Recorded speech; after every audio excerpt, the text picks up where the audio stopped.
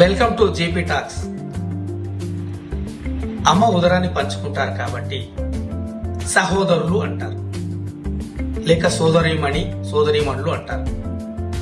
Brothers and sisters అని అనవచ్చు, అంటారు కూడా.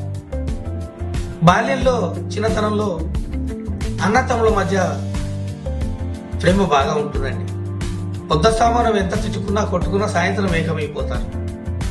ముఖ్యంగా మరి పక్కింటి వాళ్ళు ఎవరో తమ్ముడు ఏమైనా అంటే వాడు ఊరు కూడా అన్నయ్య వెళ్ళి గొడవ పెట్టుకుని మరీ వస్తాడు. అదే అన్నయ్యను పెద్దవాళ్ళు ఎవరైనా తిడితే కోప్పడతాడు తమ్ముడు. కాలక్రమేణా వాళ్ళు పెద్దవాళ్ళయి ఎవరి కుటుంబాలు వాళ్ళకి అయినప్పుడు మరి ఆ ప్రేమ కాస్త తగ్గుతుందేమో అనిపిస్తుంది. అందరి విషయంలో కాదు కానీ కొందరి విషయంలో అలా అవుతుందేమో అనిపిస్తుందండి. ముఖ్యంగా అమ్మా నాన్నలు అవసాన దశకు చేరుకున్నప్పుడు వాళ్ళను చూసుకోవాల్సిన పరిస్థితి వచ్చినప్పుడు నువ్వు చూసుకోవాలని వాదోపాదాలు చేస్తూ ఉంటాం. ఆ వాదనలాపి ఒక్కసారి అమ్మా నాన్న వైపు చూడండి. చాలా దీనంగా ఉంటుందండి ఆ చూపు. ఎవరు చూసుకుంటారా మమ్మల్ని అని అడిగినట్లుగా. నిజంగా ఒక్కసారి ఆలోచించండి. ఇప్పుడు ఇద్దరో ముగ్గురో ఉన్నా కూడా చూసుకోవడానికి ఎవరికి ఇష్టం లేనట్టుగా అనిపిస్తోంది.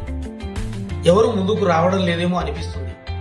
మరి అదే మన బాల్యంలో మనం పుట్టినప్పుడు ఇంతమంది నేను ఒక్కదాన్నే చూసుకోవాలా అని అమ్మ ఒక్క క్షణం అనుకుంటే మనం ఈరోజు ఇలా ఉండేవాళ్ళమా?